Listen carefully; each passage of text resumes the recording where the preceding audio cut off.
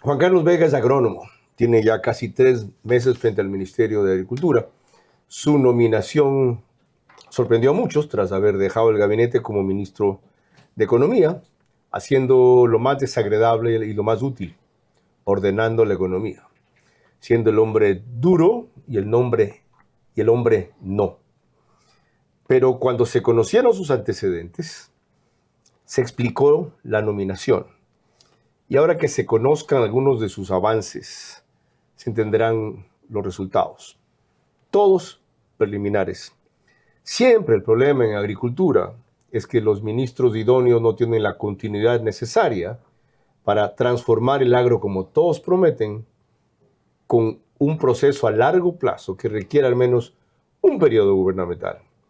Y cuando lo tienen, o cuando saben, se dedican a diluirse en urgencias y en emergencias, o en actos políticos para obtener votos, más que para obtener resultados. Este puede cambiar la historia. Habla poco, pero hace mucho. Y esto dijo recién sobre el problema crítico de los arroceros ahora en la costa. Sabemos que la producción de arroz en esta zona es vital para alimentar a miles de ecuatorianos en la costa, en la sierra y en el oriente, y asegurar la seguridad alimentaria del país. Hoy traemos maquinaria para que optimicen su trabajo, recursos para preparar la tierra para el sembrío. Además, estamos aquí para apoyar a quienes perdieron su cultivo por fenómenos naturales. 13 cheques de indemnización del seguro. Vera a su manera. Llega gracias al auspicio de...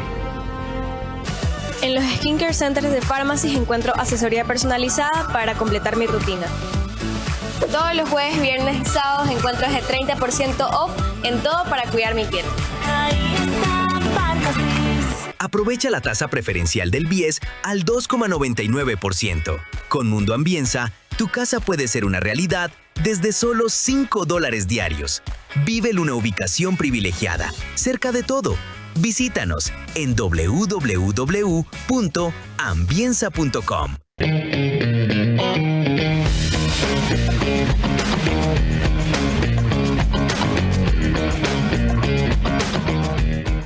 Ya no tienes que multiplicarte para hacer todas tus transacciones. Tenemos más de 5,000 puntos a nivel nacional y soluciones digitales siempre disponibles para ti. Banco Bolivariano, eres lo que nos mueve.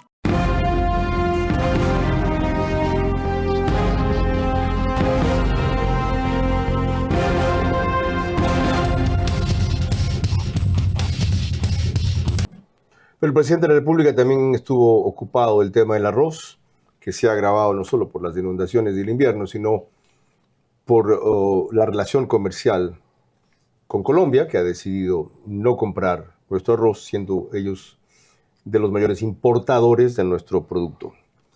Y a la vez tocó un punto clave, que las piladoras siguen siendo las grandes explotadoras de los productores. No todas, pero ante eso fíjense la medida radical que anunció. No podemos permitir que se aprovechen de nuestros pequeños productores arroceros. Piladora que no cumple con los productores, se la cierra. El SRI, la Super de Compañías y el Ministerio de Agricultura tienen esa instrucción, tienen esa orden.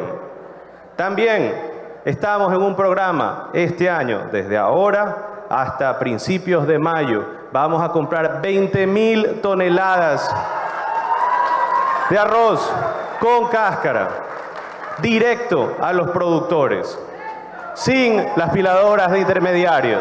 De esa manera pueden estar tranquilos que en su próxima cosecha van a tener al gobierno que les compre. Desde ahora, regístrense, se firma una promesa de compra-venta, contra entrega se paga. Punto, solución, 20,000 toneladas.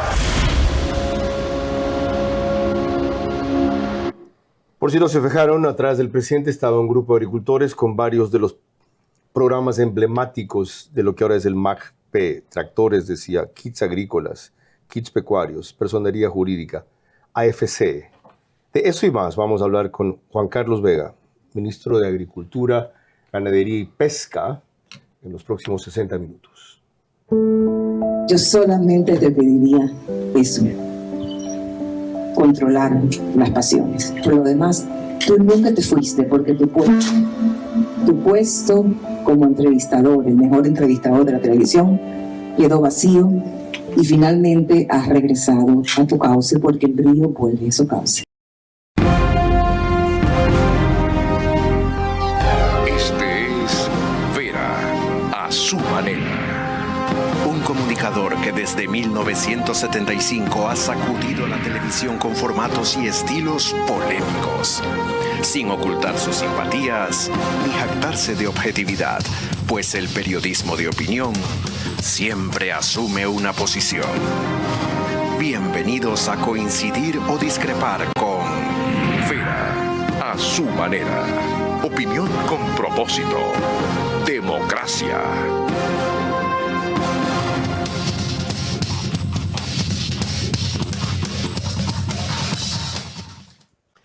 Bienvenidos especialmente a quienes nos siguen en los Estados Unidos por Macro Digital. Anoche estuve vigilando la métrica y es impresionante. Empezamos en 15.394 y se mantuvieron el 85% hasta el final. Ahora, muy poca gente ve un programa de una hora.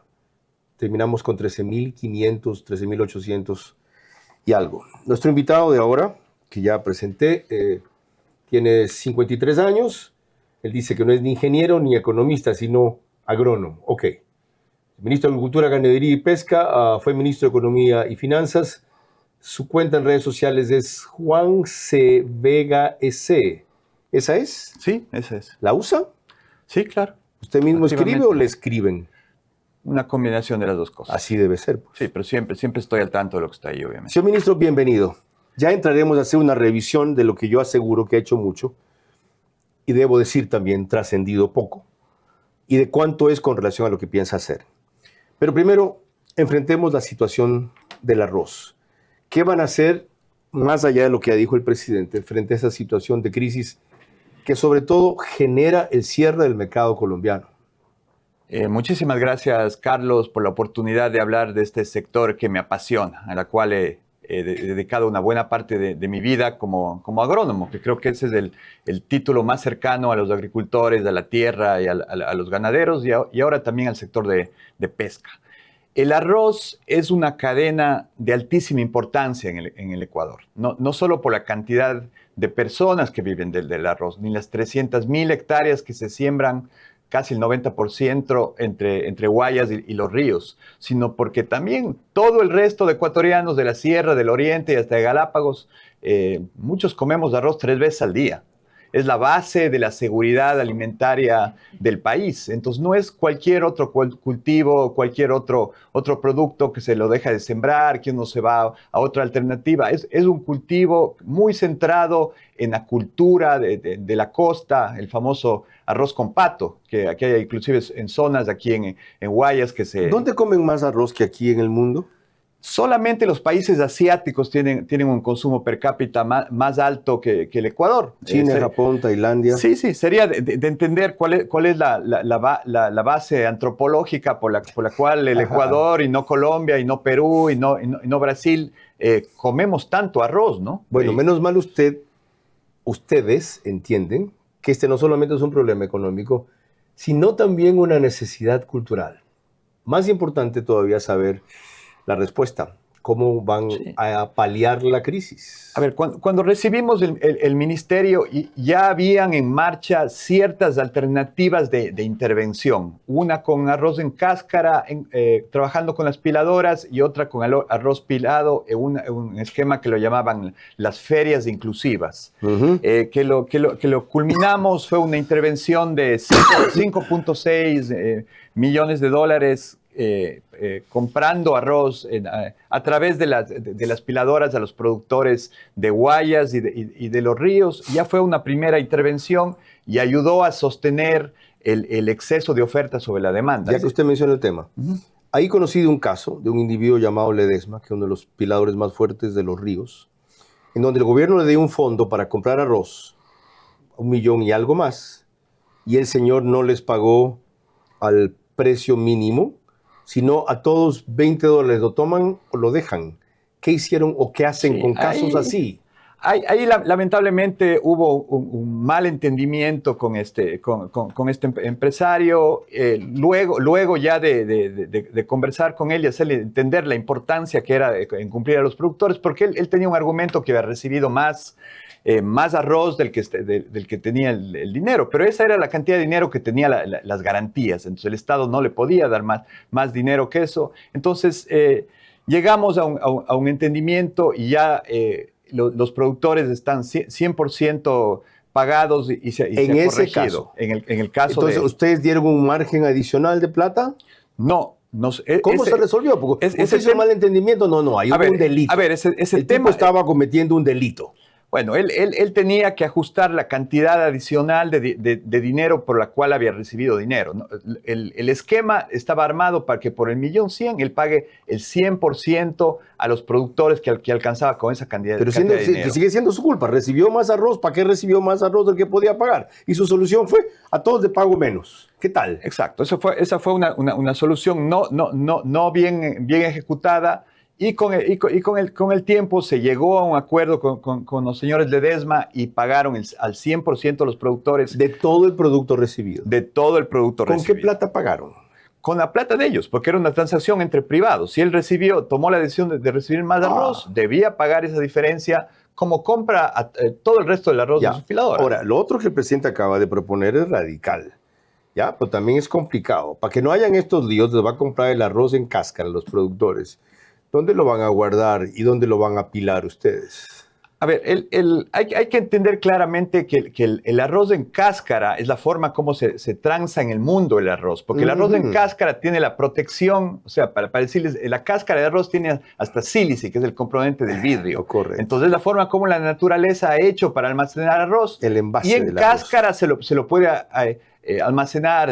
Hay anécdotas de hasta 10 años. ¿Usted va a buscar el arroz pilado, entonces eso? Claro, ya elaboro sobre el uso de eso. El arroz pilado es un arroz ya para consumo humano, pero tiene una duración en la costa del arroz de 4 meses. Entonces es muy complicado comprar arroz pilado si no se tiene un mercado ya asegurado. ¿Lo ve usted montado sobre el caballo? Estoy montado sobre el caballo. Es un serrano que sabe de arroz. ¿Ya? Y la otra cosa que yo le he bromeado, le digo, qué bueno que un serrano, ministro de Agricultura, venga a un programa de televisión o vaya al campo, que no sea con guayabera, porque creen... Disfrazado de mono. Que sí, claro, exacto. Creen que entender a la costa es ponerse guayabera. Ok, y volvamos al tema. Entonces, volvamos al arroz. En el arroz, lo que se va a hacer es almacenar en cáscara. Se están abriendo mercados internacionales. Hay conversaciones con El Salvador, hay conversaciones con los Emiratos Árabes. Se dice que pronto también se va a abrir el mercado venezolano para exportación de productos alimenticios. Por otro lado, también se está viendo localmente otras alternativas de uso del arroz. Hay licores de arroz, hay papeles de arroz, hay una cantidad de otros productos, panes de arroz. Los asiáticos tienen una variedad de productos aparte del arroz cocinado que comemos aquí. Por otro lado, lo importante sobre la oferta y la demanda del arroz que hay que entender. Una gran cantidad del arroz sale luego de la cosecha de invierno. Entonces ahí salen grandes cantidades de arroz y el consumo obviamente está mes a mes. Entonces lo importante es poder almacenar, vamos a alquilar silos, luego de eso, ya cuando pase el tiempo de la cosecha y la demanda se vaya estabilizando, se puede ir liberando ese producto en el mercado, como también el objetivo del decreto que sacó el presidente es también resguardar la seguridad alimentaria, porque en momentos también con el clima puede llegar a faltar arroz. En la cosecha 23-24 el arroz llegó a comercializarse a $55 la saca, a $42 la saca, cuando ahorita... ¿En la del 2024, hace 2 años? Claro, hace poco. ¿A eso? Poco. Entonces el arroz es muy sensible. Muy estacional también. Muy estacional, dependiendo de la cantidad que se coseche, al clima, al exceso de agua, a la falta de agua. Y por eso es importante tener capacidad de almacenamiento. Eso es un tema que para el largo plazo queremos retomar, el que tengamos más capacidad de almacenamiento para regular la oferta y la demanda. Una cuestión breve más. Daniel, voy a usar el reportaje que está aquí como tercero. El video RT se dice el arroz de aquí a esperar, pero antes permítame recordarle que nos pueden seguir por Facebook y YouTube de Carlos Vera, en Extreme es canal 15 de Vito TVO, en DirecTV es canal 194 de Manavisión, en estas dos cableras y todas las demás salimos por RTS, gracias a eso, 40,000 RTU, perdón, RTU, sí. Gracias a eso salimos, se conectan más o menos 40,000 hogares todas las noches, 10,000 más en radios, Centro, 101.3 FM, Candela con K, 89.3 FM en Manabí, La Bonita del centro del país, igual frecuencia en Chimborazo, Cotopaxi y Tungurahua, y en Quito, 101.7 FM, Radio Sucesos, líder en información en la capital de la República. Mañana en Radio Sucesos, de 8 a 9, Félix Narváez. Y a las 13 horas estamos con el debate de Centro Digital, que hoy empezó con el 50% de arancel que le acaba de poner el gobierno del Ecuador a las importaciones colombianas. Y entendemos y explicamos por qué. Ojalá otros lo supieran entender, porque les duele solo el país cuando les afecta el bolsillo. Aquí está lo que les anticipé, y es un video de RTS, este sí. ¿Y el arroz de aquí esperar hasta que bajen las aguas? Sí, pues hasta el sembrío, que es por el mes de mayo para adelante, que bajen las aguas, esperar que bajen las aguas, pues, a ver si en mayo bajan las aguas, para poder empezar de nuevo. A pesar de todo lo que ustedes están perdiendo, igual les toca entregar la saca de arroz de 200 libras en apenas $20, ¿no? No, mijo, está equivocado, 240 están recibiendo 240 libras. las piladoras y a $20. $20. Sí. Pero en las tiendas está en 50 centavos. Que no hay control, pues, mijo, nadie controla las tiendas, nadie controla nada. Es una pérdida para la ustedes. pérdida para el agricultor es totalmente. En la agricultura tampoco de nada, el desmonte uno lo hace, cosecha y sale en contra. No hay ganancia, ese precio no hay ganancia. Los insumos están carísimos.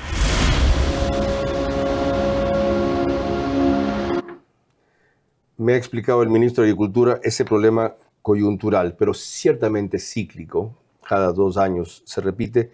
¿Cómo lo van a enfrentar? A largo plazo, ¿hay alguna política que nos pueda evitar ir con estos sobresaltos sabiendo, por ejemplo, habrá un invierno fuerte o habrá una profunda sequía? ¿Tiene sentido pensar en lo que una vez fue, usted que es agrónomo debe recordarla, la ENAC, Empresa Nacional de Almacenamiento y Comercialización? Y después la UNA. O la UNA, en que se convirtió esto, que fue una feria de corrupción. Sí fue. ¿Tiene sentido eso?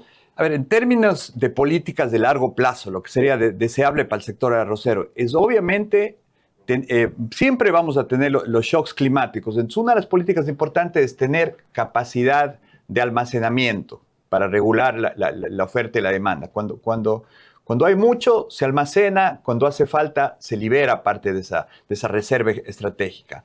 Segundo tema importantísimo, seguros agrícolas.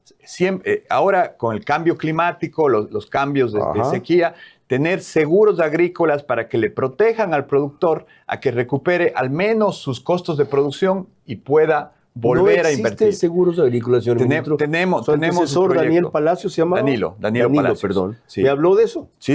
Está montada una política de seguros agrícolas, pero el reto es ampliarlo y que la cobertura, porque el propio principio de la industria de los seguros es que mientras más estén asegurados, las primas bajan y se vuelve más accesible. Okay. Entonces es importantísimo aumentar el universo de asegurados. El universo de asegurados, y además lo que estamos trabajando ahora es un tema que se llama seguros paramétricos, donde ya la indemnización viene amarrado al clima. Si hay una gran inundación alrededor de Milagro, entonces no se está esperando que se hagan los papeleos, sino todos los que están alrededor de Milagro reciben inmediatamente su indemnización, porque hay una variable climática que ya desencadena el pago del seguro. ¿Sí se da cuenta usted lo cómodo que lo veo en ese puesto? Eso espero. Está cómodo, o sea, se siente en mi papayal, digamos. Exactamente, se siente sobre el potro, relajado, hasta se ríe, no está tenso, fluido. Me alegro. Sí. Enseguida volvemos con más del ministro de Agricultura. El eterno problema de la agricultura es que ningún ministro ha tenido continuidad suficiente para una transformación de largo plazo. Cuando lo tuvo, se diluyó en atender urgencias y emergencias. Al cabo de 3 meses espero que el actual reoriente y redefina metas para los 38 meses restantes. Así podremos evaluar, apoyar o criticar fructíferamente. Empezamos por las reformas laborales. Va a permitir ampliar la empleabilidad de grupos vulnerables como jóvenes o mujeres. Y seguimos por los aranceles a Colombia. Por parte de Ecuador, una reducción más o menos del 80% de la importación desde Colombia. ¿Tanto? Una entrevista veraz con la presidenta de la Cámara de Comercio de Quito. Creo que los ecuatorianos somos un poco quejones a veces. La doctora Mónica Heller evalúa el vacío de liderazgo en la capital. Creo que hemos abandonado como sociedad el espacio político. Ante el riesgo de otro alcalde de a 25%, ¿qué hacer? No está en mi imaginario ser candidata. Ese es el problema de la ciudad. Intenso y productivo intercambio. Es una propuesta política, nace de no un es una propuesta política. Es una propuesta productiva. No es una propuesta ideológica. La doctora Mónica Heller vuelve a Veraz tras año y medio. Sábado, 22 horas, por Facebook y YouTube de Carlos Vera. Vido TV o Extra en Canal 15 y 709 HD. Manavisión, Canal 9 Manaví, DirecTV 194. A nivel nacional, después del fútbol. Caravana 750 AM y Blue 88.9 FM. Reprise, domingo 20 horas por Extrema 92.5 FM en Tungurahua y Cotopaxi. Ponte pilas con tu casa propia. Aprovecha la tasa preferencial del BIES al 2,99%. Con Mundo Ambienza, tu casa puede ser una realidad desde solo $5 diarios. Vive en una ubicación privilegiada, cerca de todo. Visítanos en www.ambienza.com.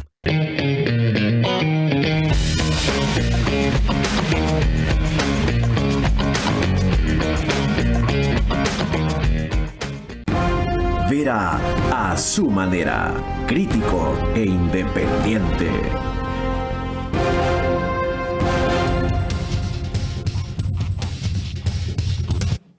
Juan Plus pone el reprise al día siguiente, 6 de la mañana por Canal 14, igual número en las 4 cableras que lo reproducen allí, Extreme, CNT, Claro TV y NetLife. En cambio, en Zapping somos canal 121. El canal de YouTube Ecuador en Vivo TV lo sube apenas concluimos. El otro reprise lo hace Alborada en Imbabura y Carchi, 90.3 de FM. También al día siguiente, pero 6:30 de la mañana. Y en Ecotel TV de Loja, por sus medios convencionales y plataforma estamos también. Me distraje un rato porque me acordé que ha fallecido el padre de Ramiro Cueva, el fundador y líder de esos medios, a quien le haré llegar un pésame más extenso en la próxima emisión. Sigamos en la revisión del tema agricultura, que lo absorbió en buena medida el arroz en la primera parte. Para eso revisemos este planteamiento de lo que es la agricultura familiar y campesina.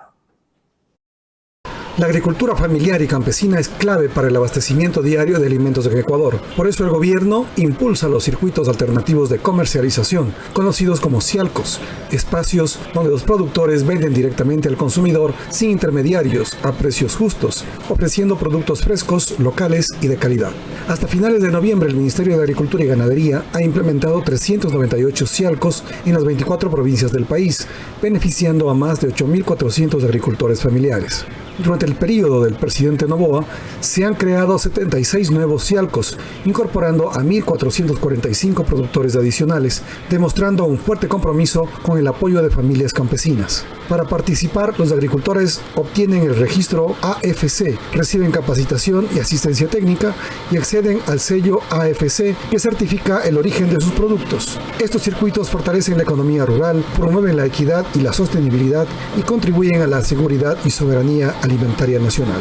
Además, el modelo cialco ha sido destacado internacionalmente, presentando como política pública exitosa en un evento paralelo en la Cumbre de Sistemas Alimentarios Sostenibles de la ONU, realizada en Etiopía en julio de 2025. Esto es una evolución de lo que se llamaba ferias libres, más o menos. Dice el dato de Millennium TVI, que ustedes han subido en 398 en este gobierno la cantidad que antes se hacían, que en esto participan 8.400 agricultores ¿Tiene impacto popular esto más allá de lo puntual? Carlos, solamente para terminar, la tercera política arrocera es abrir mercados del exterior para evacuar la demanda y ahí se puede trabajar con nuevas variedades del arroz. Y por último, sí quisiera hacer un llamado al todo el sector pilador, que creo que seguramente hay gente con muy buenas intenciones y muy buena, a que trabajemos juntos y no seamos tan abusivos, sobre todo con los productores pequeños de arroz. Trabajemos juntos para el beneficio de todos. A ver, ya, entrando, ya que se metió en eso, ¿un llamado? ¿Usted cree que porque haga un llamado le van a parar bola? Tiene que cerrar las piladoras que incumplan y se acabó la historia. No, en eso vamos a ser absolutamente firmes, como ha dicho el presidente. Las piladoras que no cumplan la ley, vamos a ser absolutamente firmes y les vamos a clausurar. Pero sí queremos trabajar con la mayoría de piladoras, que seguramente son buenos en hacer negocios, en un esquema de cadena de valor, del clúster del arroz, de una cadena de valor más compartida, porque yo creo que hay valor para todos y se puede avanzar juntos en un esquema de más rentabilidad y más sostenibilidad de largo plazo en una cadena tan importante. Qué bueno que hace la distinción. Porque sí, ciertamente son una minoría, pero joden a todos y desprestigian a todos.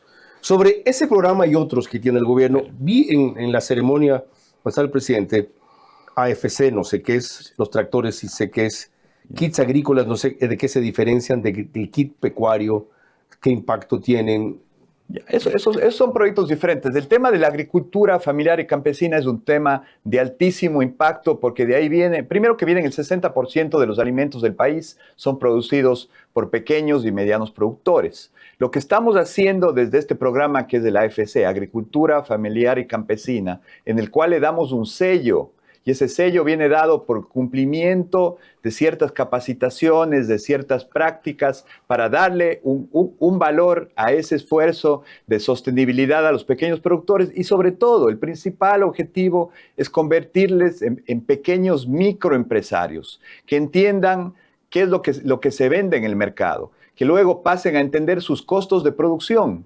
Muchos de los organismos internacionales me dicen en las ferias de estas chiquitas en el Ecuador, todo se vende a $1, pero no sabemos si le costó 20 centavos, 80 centavos o $1.20. Entonces, hacerle entender el mercado, su costo de producción, su rentabilidad, su planificación de su flujo de caja, de su pequeña operación, tiene un impacto enorme y les lleva a tener esquemas más sostenibles, más rentables, de mayor generación de empleo y de supervivencia en el largo plazo. Es un universo enorme.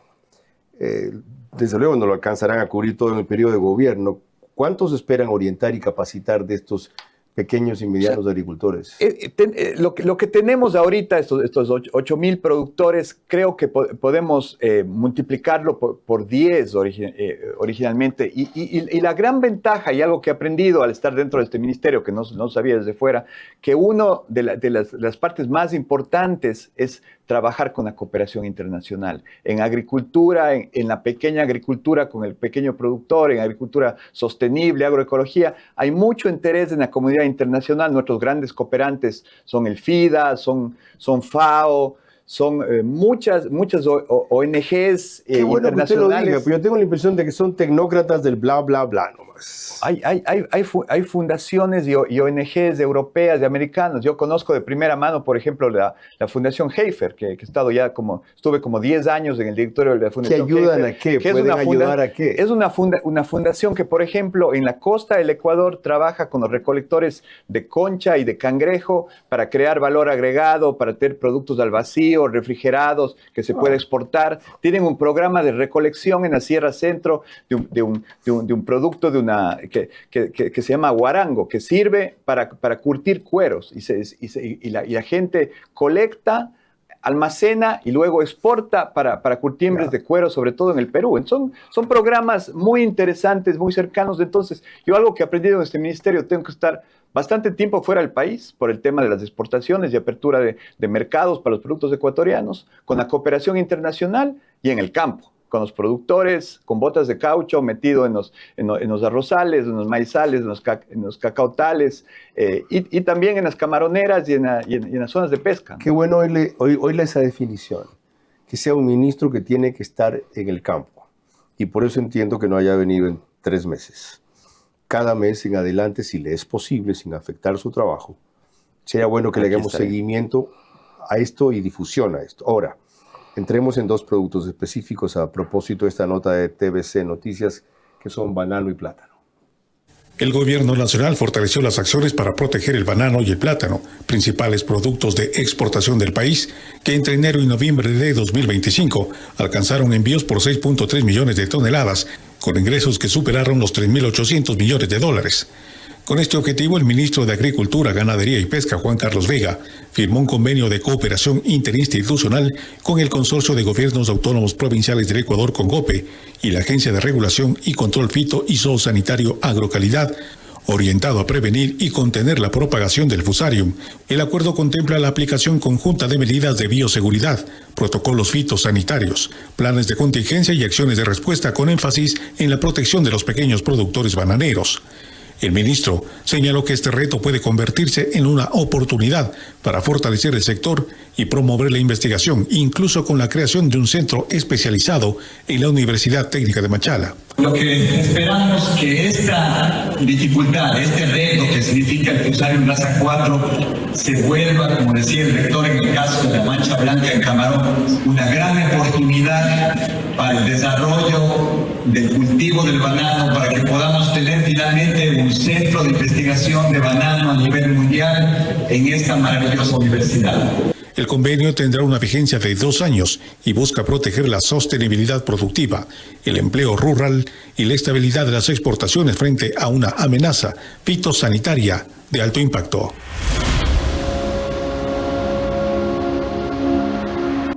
Le decía al agrónomo Juan Carlos Vega, cuando yo estaba revisando esta nota, que al principio no entendía por qué el ministro me viene a hablar ahorita en esta crisis para pensarla en una oportunidad, más allá de la frase que siempre se usa, porque quiero salir de la plaga. Después me habla de investigación.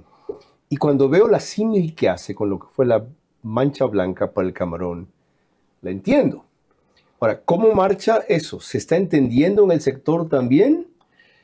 Yo creo que hay un entendimiento muy importante para trabajar juntos dentro del sector bananero y platanero con estas dos grandes enfermedades que obviamente son un riesgo. El Fusarium, que ha pasado 6 años desde que apareció en Latinoamérica y recién llegó a la provincia del Oro, ahí a la zona de Palo Quemado en Santa Rosa, y también el moco, que es una enfermedad bacteriana que está atacando mucho al plátano en la provincia de Los Ríos y en parte de Manabí, entendiendo que si no trabajamos juntos, si no nos juntamos y salimos del conflicto entre productores, entre exportadores, este problema fitosanitario puede acabar con la industria bananera del Ecuador, ¿no? Hablemos de dos cosas puntuales aquí que siempre preocupan, en cambio.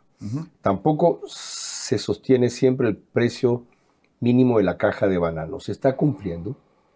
Hemos tenido uno de los 2 últimos años, excelentes años bananeros, sobre todo para los productores. Hemos tenido una gran demanda internacional, también por problemas de los países competidores, como problemas en Colombia y en Panamá. Entonces hemos tenido una demanda muy alta. Entonces el precio mínimo de sustentación del banano ha estado más que superado. Se ha estado pagando hasta $14.50 por caja. Lo que ha sido, ¿en serio? Sí, lo que ha sido una gran un rato noticia. estaba en 5, 7. Exactamente. Entonces ha habido una sobredemanda para la oferta, beneficiando sobre todo a los pequeños productores de bananos que han tenido varias opciones de venta a diferentes exportadores. Hay la otra preocupación, señor ministro, el mercado de los Estados Unidos. ¿Cómo quedamos con la sobretasa que puso Trump de 10%?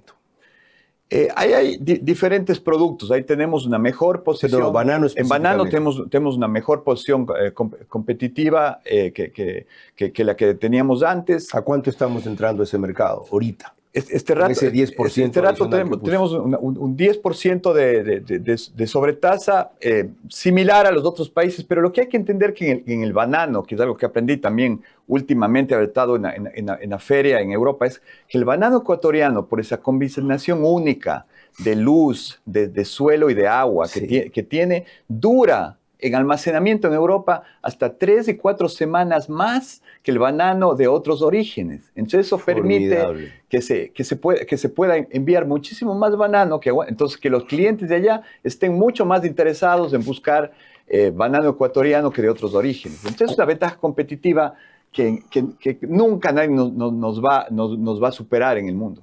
Cuando volvamos hablaremos de otro sector clave que es el avícola, partiendo de un institucional de CONAVE, y en lo que les quede tiempo, que es casi la mitad del programa, vamos a hablar de la macrovisión del ministro que algo ha adelantado ya hasta ahora. Su política se concentrará en estar en el campo para entender, impulsar y estimular, y en estar en el extranjero para despegar la cooperación internacional. Sí, pero ¿para hacer qué con el sector agrícola o agropecuario, incluido pesca, al cabo de este periodo de gobierno, al que le quedan todavía 38 meses? El eterno problema de la agricultura es que ningún ministro ha tenido continuidad suficiente para una transformación de largo plazo. Cuando lo tuvo, se diluyó en atender urgencias y emergencias. Al cabo de 3 meses, espero que el actual reoriente y redefina metas para los 38 meses restantes. Así podremos evaluar, apoyar o criticar fructíferamente.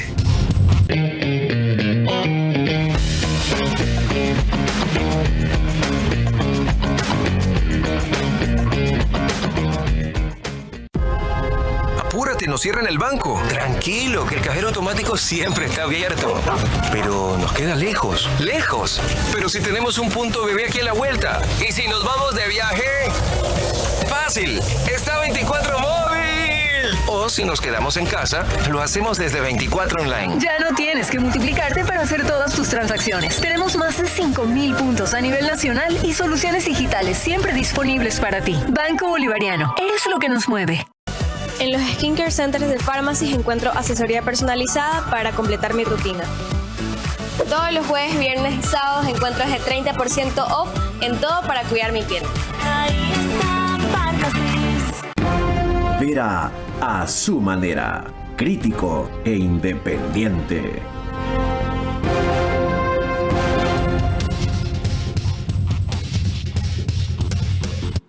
Macro Digital nos reproduce y me olvidé de pasarte la métrica la próxima semana.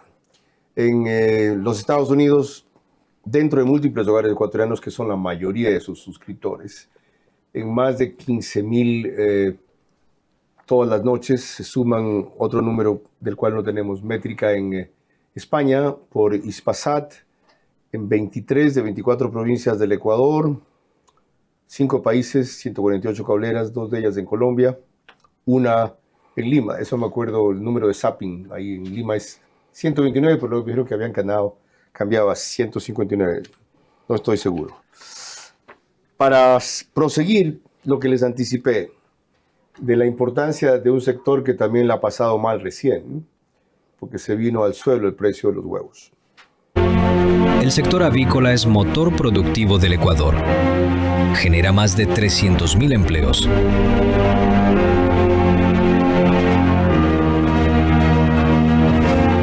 Aporta con más de 4.500 millones de dólares a la economía nacional. Representa el 4% del PIB y el 25% del PIB agropecuario. Ecuador produce 3.815 millones de huevos al año gracias a 14 millones de ponedoras. 10,5 millones de huevos diarios para abastecer la mesa de los ecuatorianos. La mayor producción se concentra en Tungurahua, Cotopaxi, Chimborazo, Manabí y Pichincha.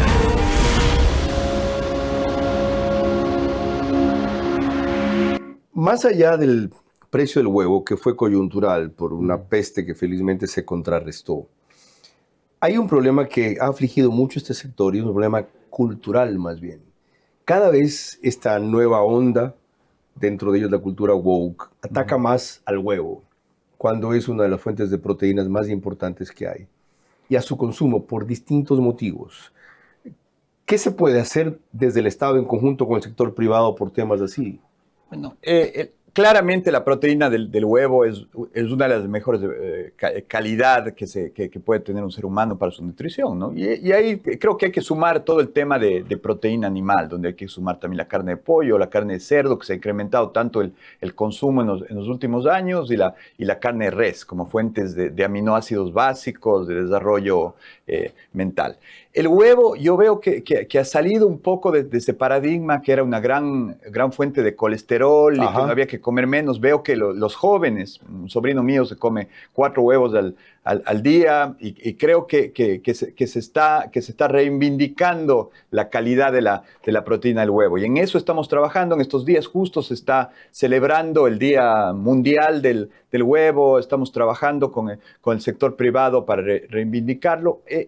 Todo el tema de proteína animal en el Ecuador tiene una alimentación estructural que viene dada por el maíz, porque tenemos un precio fijado para el maíz, tenemos productores, una muy importante cadena de maíz, y generalmente nuestro precio interno está por ahí 20 o 30% por encima del mercado internacional. Entonces, a pesar que tanto en huevo como en proteína animal tenemos oportunidades de exportación, el tener esa desventaja en costo es un reto que tenemos que trabajarlo, igual que con aspiradoras, con toda la industria. Tenemos que entender que hay pequeños productores de maíz que tienen que hacer una transición hacia ser más productivos, hacia usar más semillas de alta calidad, y en muchas zonas tal vez hacer una transición hacia otros cultivos, como ya se ha hecho en estos últimos años. Muchas de las tierras de maíz se han pasado a cacao, que sea una alternativa más rentable. Entonces, ir ajustando como cadena los costos de producción para que haya oportunidades para exportar también proteínas. Somos un país realmente bendecido, que nos sobran casi todos los alimentos. En el arroz sí nos comemos el 90% de lo que producimos, igual en la papa, pero en el resto de productos, o sea, de banano no nos debemos comer ni el 10% de lo que producimos. Ahora, qué bueno que menciona el cacao. Algo me quería decir usted esta cuestión. Esto tiene que ver con el programa de Renagro. Hay 600,000 hectáreas de cacao, cuando en los últimos años había apenas 300,000. El precio internacional que el producto tiene ha empujado a que se duplique esto, con el consiguiente riesgo de que si un rato se cae el precio, otra vez hay problemas. Exacto. O sea, uno de los programas que estamos impulsando con la cooperación de los franceses es un financiamiento de casi $30 millones para hacer un levantamiento de todo el país, de las áreas de cada cultivo, de las formas como se produce, y lo más importante, dejar una base tecnológica para que vaya habiendo una actualización automática. Y su propuesta es que exportemos pasta de cacao antes que cacao en grano. Una de las sorpresas es que hay 635.590 hectáreas de cacao. O sea, con este incentivo de los precios internacionales, mucha área, casi se ha duplicado el área sembrada por cacao, y es un cultivo emblemático ecuatoriano. Sí. Es originario de Palanda, hay récords históricos. ¿Por qué no exportar chocolates? A ver, yo creo que el potencial para el Ecuador es primero pasar a los productos intermedios, a pasta de cacao, mantequilla de cacao, hacia los mercados donde ya tienen marcas muy posicionadas en chocolates. ¿Y qué se está haciendo con los productores para eso? Para que se conviertan en hay que trabajar fabricantes de pasta de cacao. Primerito en centros de acopio, para que el procesamiento, para que no se seque cacao en asfalto, para que se sequen en cajas de madera, con procedimientos de trazabilidad, de alto valor, de control de calidad, de inocuidad, que es lo que aprecian los mercados internacionales. También es importantísimo entender que... ¿Seguimos pateando cacao mucho en las veredas todavía? Como se hacía y en el asfalto, porque es negro. En los grandes patios así. Exactamente. Entonces es una mala práctica, porque absorbe el alquitrán y se deteriora la calidad del grano. Wow.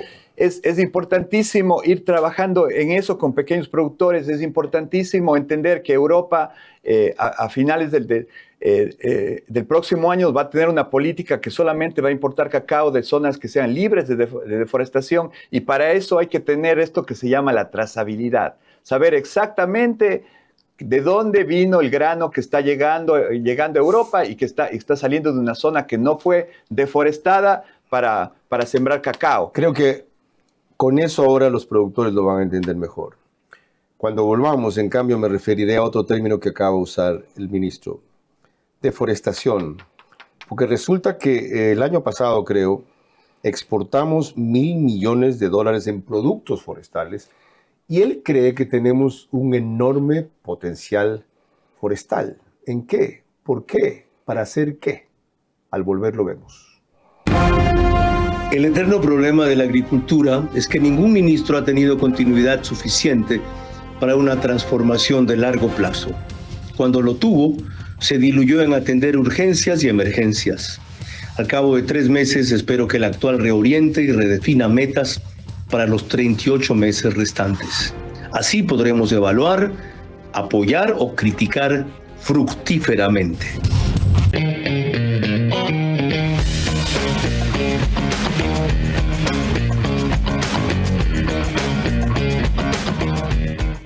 Ponte pilas con tu casa propia. Aprovecha la tasa preferencial del BIES al 2,99%. Con Mundo Ambienza, tu casa puede ser una realidad desde solo $5 diarios. Vive en una ubicación privilegiada, cerca de todo. Visítanos en www.ambienza.com. En los Skincare Centers de Pharmacy encuentro asesoría personalizada para completar mi rutina. Todos los jueves, viernes y sábados encuentro de 30% off en todo para cuidar mi piel. Vera a su manera, crítico e independiente.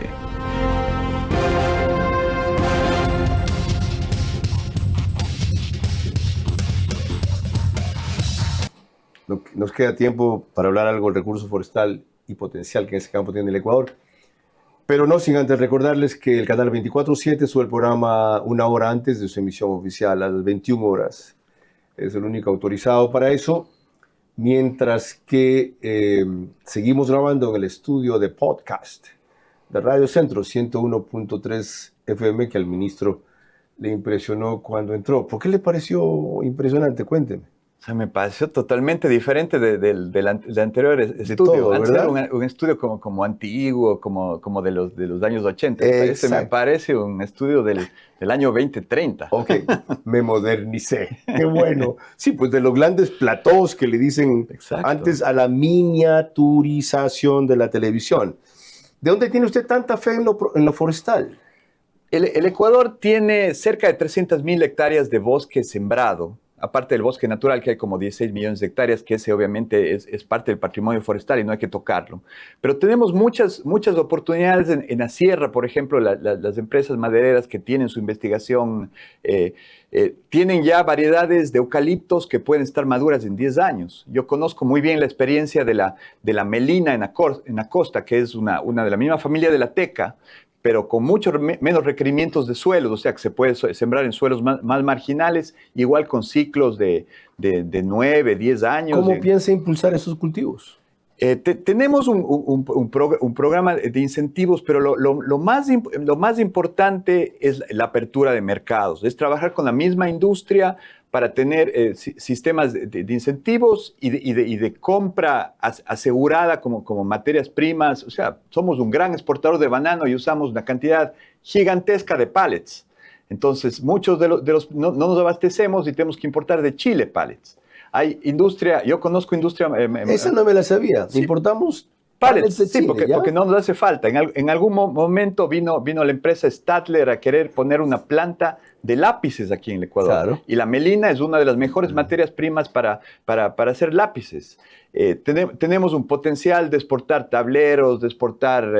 ¿Y cuándo usted le ha hecho esto al sector privado? ¿Se ha mostrado interesado? El sector privado tiene un programa muy interesante que le hemos estado viendo desde que estaba en economía, que se llama Polo Forestal. Otro potencial enorme que tiene el sector forestal es para poner molinos de papel. Somos también, como gran exportador de banano, un gran consumidor de cajas de cartón. ¿A qué se refiere con molinos de papel? Son molinos que en base a la pulpa de la madera se convierten en papel. Ok. Yo ¿sí? Me confundí con molinos de viento en que las aspas eran de papel. Ya. No, los molinos se hacen con pulpa de madera, obviamente con reciclaje también de papel, como se hace ahorita en las empresas cartoneras. Y ya que mencionamos este sector, es uno de los principales afectados con el bloqueo de las exportaciones a Colombia, porque Colombia también nos impuso un arancel muy alto.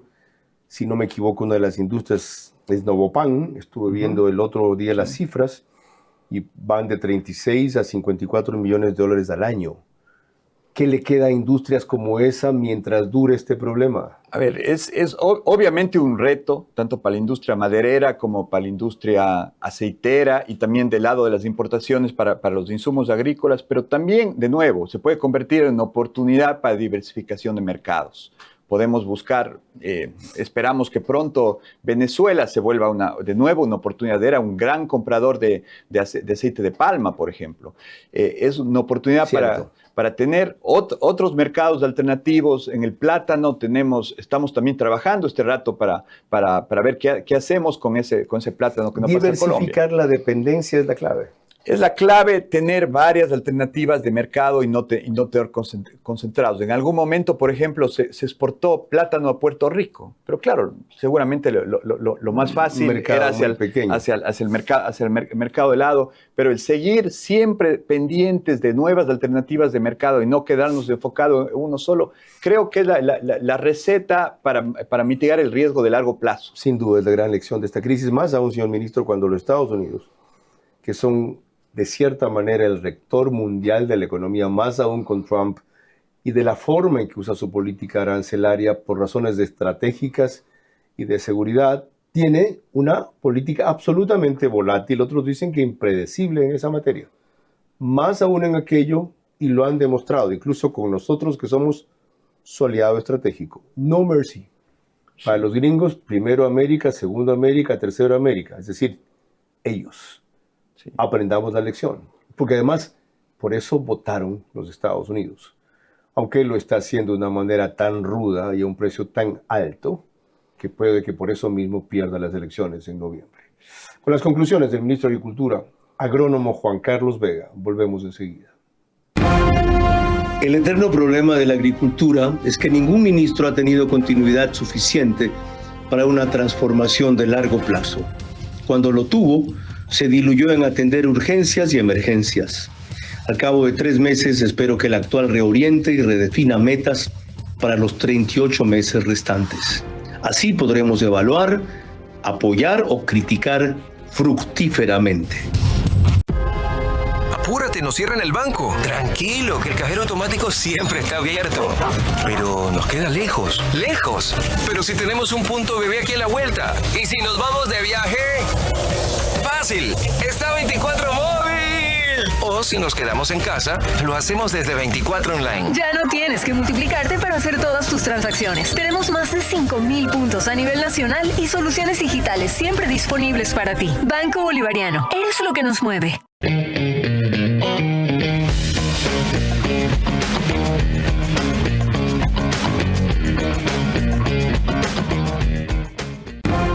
Vera a su manera, crítico e independiente.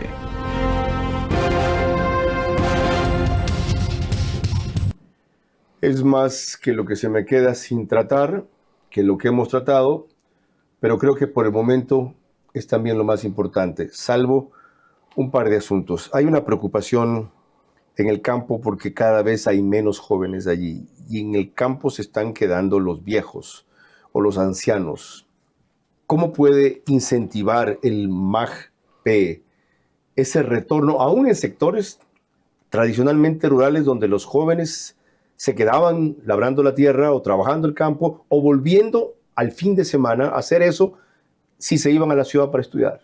2 temas fundamentales en eso, Carlos. Estamos rescatando a las 356 colegios rurales de vocación agrícola que hay en el Ecuador. Estamos trabajando con la ministra de Educación para revisar esos pensums, para trabajar con los chicos. Muchos de ellos ya ni tienen profesores que saben de temas agrícolas. No sabía que habían colegios rurales, 356. Como ¿sí? Por ejemplo, el Galo Plaza en Daule. Ajá. Que es uno de los colegios más emblemáticos, del Genoveva Germán en Machachi. Ok, esa es una. ¿Otra?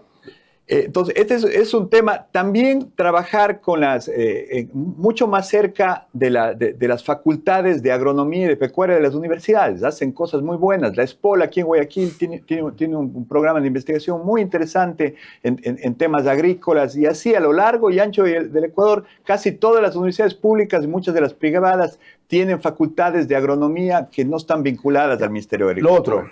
Lo siguiente, sí. Trabajar en los temas de agricultura 4.0. Últimamente graduamos a 235 chicos capacitados en el manejo de drones para hacer cosas tan importantes como medir los predios, como fumigar los predios para que el campesino ya no tenga que bañarse en agroquímico al fumigar con bombas, sino simplemente desde arriba. Y además la eficiencia y la capacidad de fumigación que tiene un dron es increíble. Bueno. Se convierte en un emprendimiento para los jóvenes que pueden dar servicios mucho más sofisticados en temas de agricultura. Le digo lo mismo que le he dicho al gobierno en otros campos, peor al conocer muy someramente lo que usted me acaba de contar, y ratifico que dije al principio, está haciendo mucho y se está conociendo poco. Y entiendo que es porque usted pasa buena parte del tiempo en el campo, es un convencido de eso, y buena parte en el extranjero. Ya lo explicó por qué. Hay que reforzar el aparato de comunicación en general del gobierno, del Ministerio de Agricultura, sin que necesariamente sea a través del ministro, ni solo en redes sociales. Entiendan. ¿Saben qué? Que la mayoría las vea no significa que la mayoría les crea. ¿Está claro? Desgraciadamente, un grupo importante de prensa se agrupó contra la consulta y era minoritario en redes. Y ya ven el efecto que ayudó a producir.